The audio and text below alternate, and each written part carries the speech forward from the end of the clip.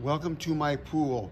I'm going to show you how I keep it blue by maintaining both the pool itself and the equipment that is used to keep the pool clean.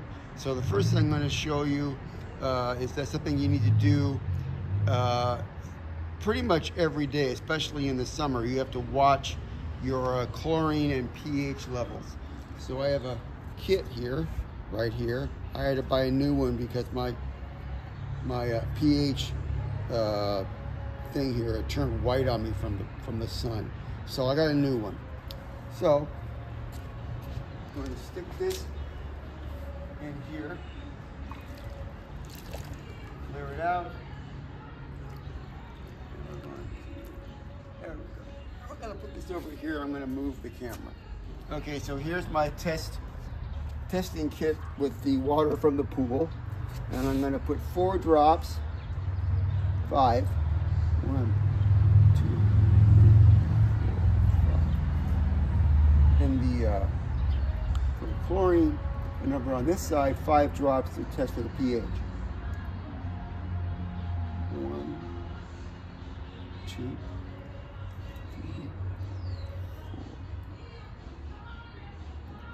4, 5. There we go. And I'll put the tops on. Got to give them a good mixing. And as you will see, I've got yellow that shows the chlorine, and then I've got the sort of the purple that shows that I'm right in the middle at 7.6, and I'm right about 1.5 in my chlorine, and that shows that I'm in compliance with the norms of the situation in the pool. If you keep your levels here, you will not have a problem with the pool. Something else you have to do to your pool pretty much every day, especially in the summer, is you have to brush the sides. So I'm just going to do a little bit of that, and I'll speed up the video so you don't get so bored watching me sweep the sides of the pool. And then once you do that, you want to sweep the bottom. That will get anything off the sides and the bottom, and then it will go into the pool system.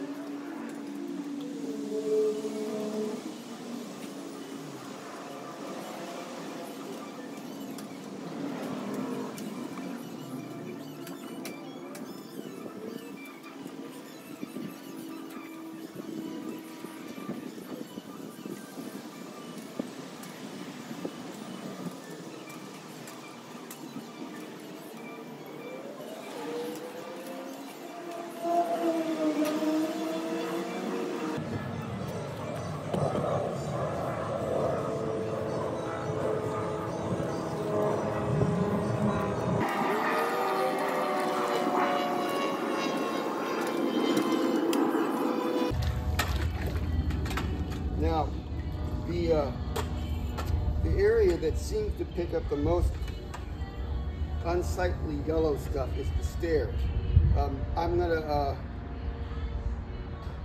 I won't do this now, but what I basically do is I use a different brush that's round to get the edges of the stairs, and then I just go around the top edge of the pool with it.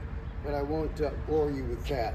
But this is something you need to do every few days, not once a week. In addition to the large nylon brush, I also have, as I mentioned before, this small brush which I use on the edges of the stairs and on the edges area of the ladder in the pool. And then I have this, which if I have anything that I have to scrape the bottom with, I have this. It's a metal brush. I also have the skimmer catcher thingy to catch the leaves at the top of the pool, which there aren't any right now because we're in spring.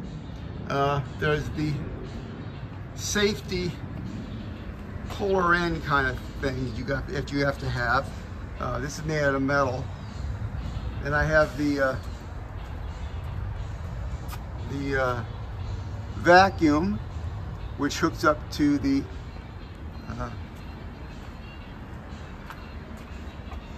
hose here that goes into the skimmer. And then also I've got a life ring, which is attached here on this hook with this nylon cord. The other thing you have to pay attention to are the obligatory signs. So there's 3 signs you need.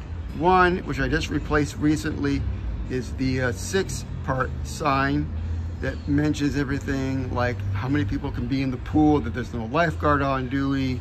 It's a good idea for people to use the shower before they get in. Of course they don't. Woe is me. And there's no diving, and a little bit of a primer on CPR. There's also a sign about don't get in the pool if you've had diarrhea, which seems pretty obvious, but people will just get in the pool, they don't care.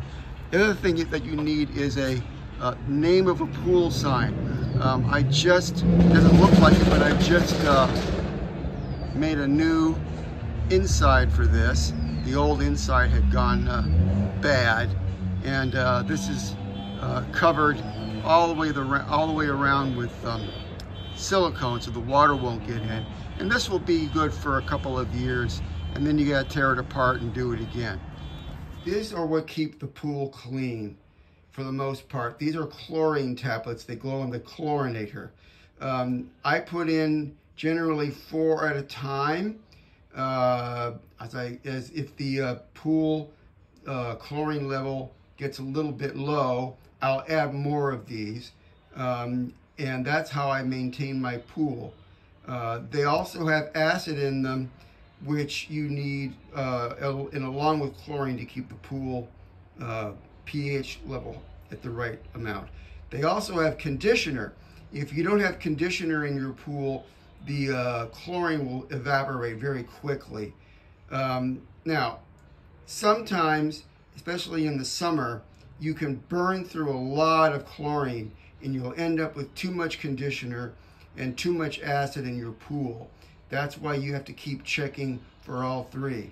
I take my water to my pool service once a month in the summer to see how I'm doing with conditioner and double check my other chemicals just to make sure as a backup. Everything's been fine in the last year or so. I am going to get a conditioner test from him because it's kind of silly not having a conditioner test. Okay, so here is the pool system. The pool system starts with the water coming from the pool into this valve here, and this valve has a spring on it. So when the system is not running, this valve is closed and the pool is sealed off from the pool system. The second that you turn the pool system on, the water opens up this spring-loaded trap, and the water flows through that into the pump. The pump has a catch on it to catch the leaves, and this you have to open up. Basically, I open up and clean it up when I clean the pool filter. But sometimes you can see it's building up, or you're losing pressure in your system, and you have to clean it up on your own before you clean the filter. Also, leaves can build up in your little trap here, and you have to keep your eye on that. Okay, so this is the motor right there, which attaches to the pool pump. Sometimes the motor, the bearings in it will start to fail, and you need to remove the motor from the pump and take it to get it updated, fixed. That might be a little bit over your pay grade. You could have your pool professional come in and do that. I've done it myself, I think 2 or 3 times, and it's relatively easy to remove. You have to use a gasket. You have to use special silicone that's heavier duty to reattach it, and you just need a set of tools. What do you call it? Ratchet tools. Okay, now we've got the chlorinator, which is this contraption. This is where you take the top off and drop your chlorine pills. I suggest when you do that to not look down into it as you're dropping them, because if the water splashes up, you get chlorine water in your eyes, and that's not a good thing.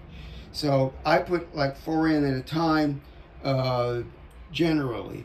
If it gets into the summer and I need more, I can put maybe 6 in, but that's about the max that I do, because if you start going over that many chlorine tablets, you get this system over chlorinated and it smells and all kinds of stuff. So one of the things I did recently was I noticed that this tube had become discolored, and that the hose clamp here, there, had become just a rusty mess. So that meant that it was about to fail.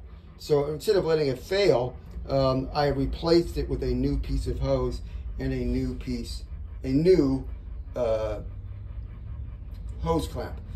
This one, seems to be okay, but the one over here was in really bad shape, so I changed it.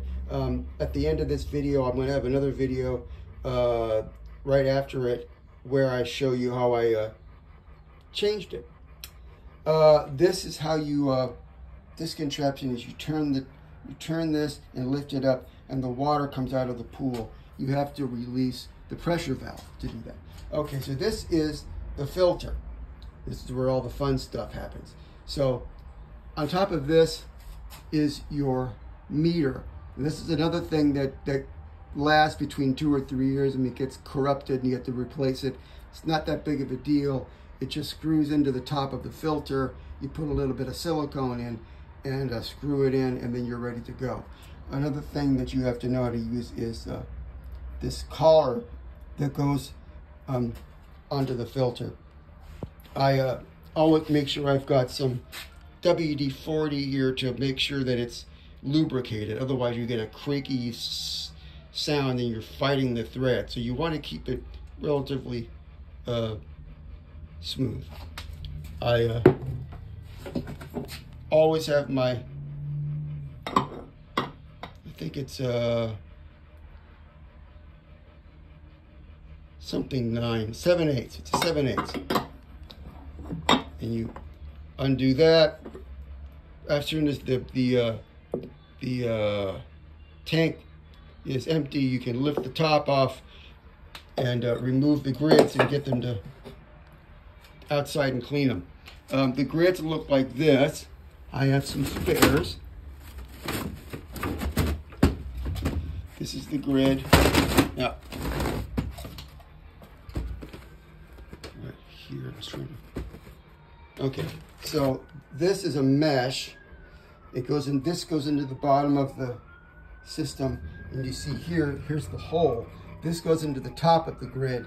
So what happens is you drop this grid system into the filter and run the system, and you drop in this stuff called diatomaceous earth, or DE, and that attaches itself to the outside of the grid, and the water is pulled into the grid, and any dirt and stuff that has gotten past this catch latches on to the DE that's sitting on the outside of this filter and catches all the dirt and nonsense.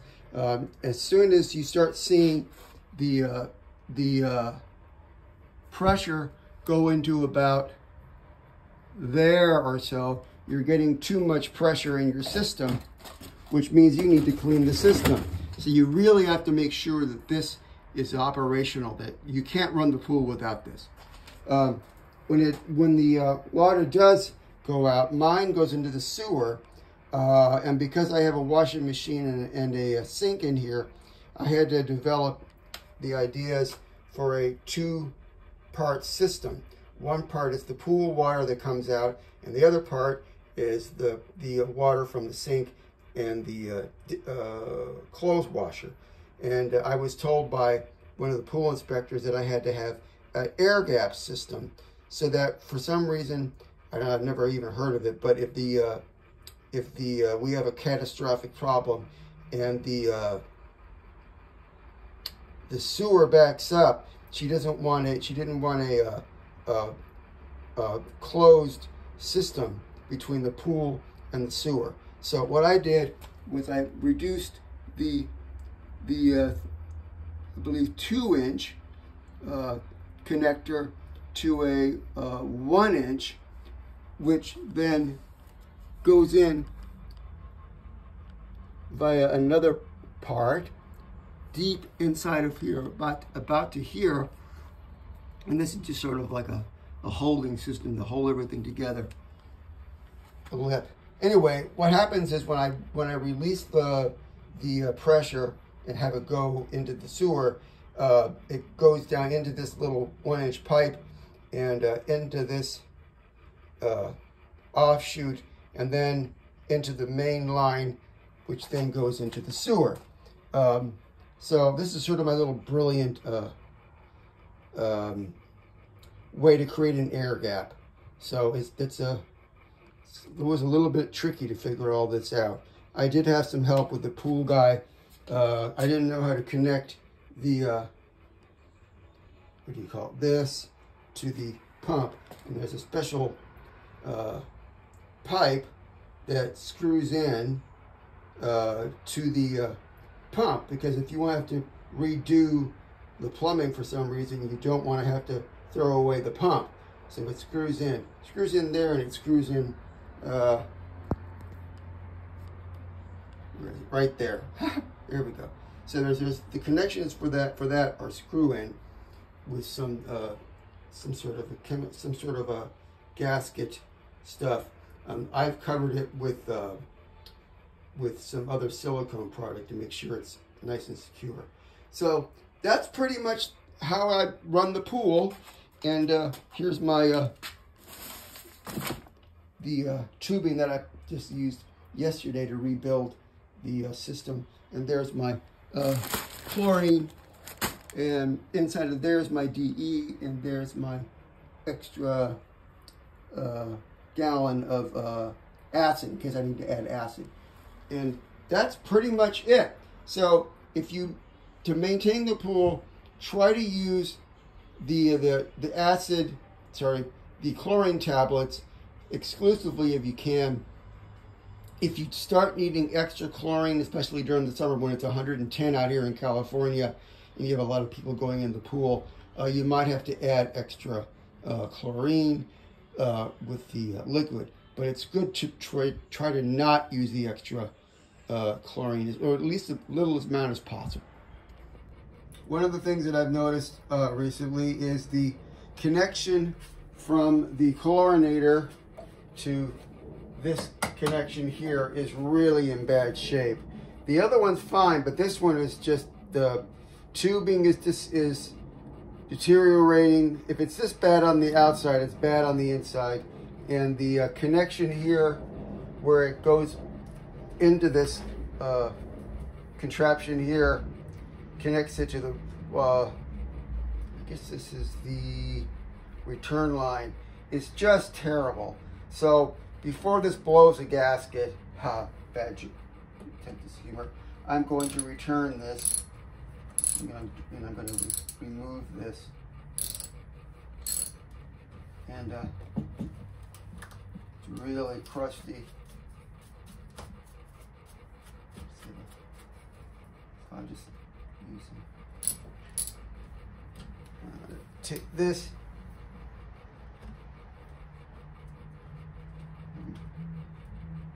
loosening up the gasket holder, and I'm going to remove this,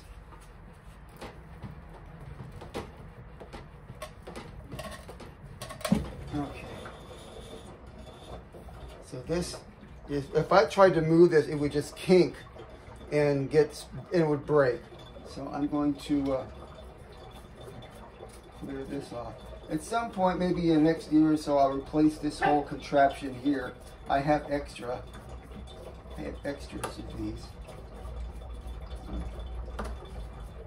But I'll be able to replace this. The other part I have to do is the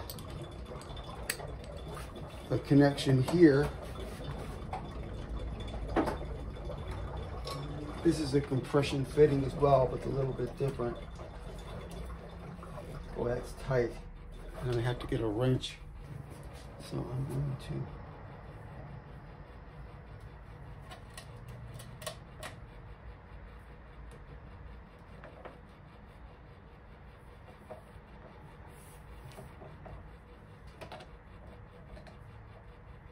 there we go, it's coming off. I have the replacement parts for this too. It's all in a bag. This should be okay. It's just gotten very tight. I use a lot of plumber's tape on these, which I'm going to use again. I don't like things to leak, obviously.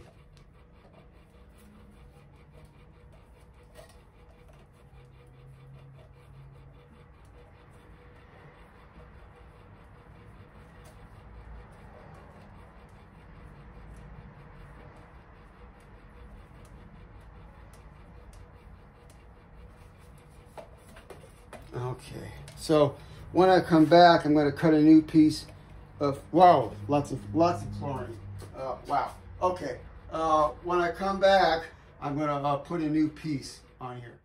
Okay, so I've cut the tubing to match the size of the old one. I pulled the old one out, and I put the gasket, what do we call it? The clamp, sorry. The clamp on the end of this. And I've attached it. I've used a light to make sure I'm all the way at the bottom. Now, I've removed all the old plumber's tape off of this, and I'm now going to reattach it. Now, when you put this in, you've got to be really slow so as not to kink these, because these will kink very easily. And there's a lip to go over. And I need to make sure with the light. So I want to make sure that I'm connected all the way to the end, and I am.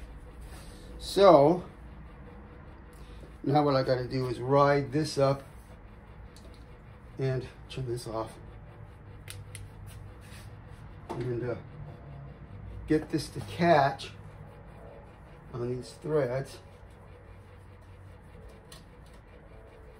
And there's a lot of plumbing tape on these threads, so it'll catch really good. And this holds the hose here. And I'm not going to use the wrench to tighten it, because I just want it finger tight, hand tight. I don't want to break it.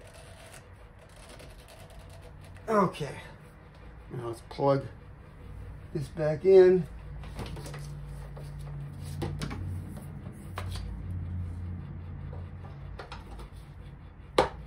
And this is nice, secure, and pulling up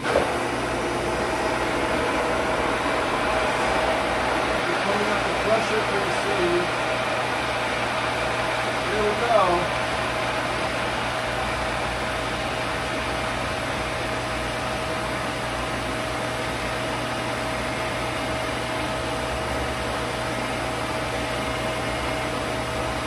Okay, so I can feel the water going through it. Everything is good. This other one here is fine. It's just that this was in really bad shape. You see, it's all misshapen. And see, kinks up right away. If I would have kinked up, it would have broken, and then I would have had water flying all over the place. So this goes in the trash can. And that's how you do it.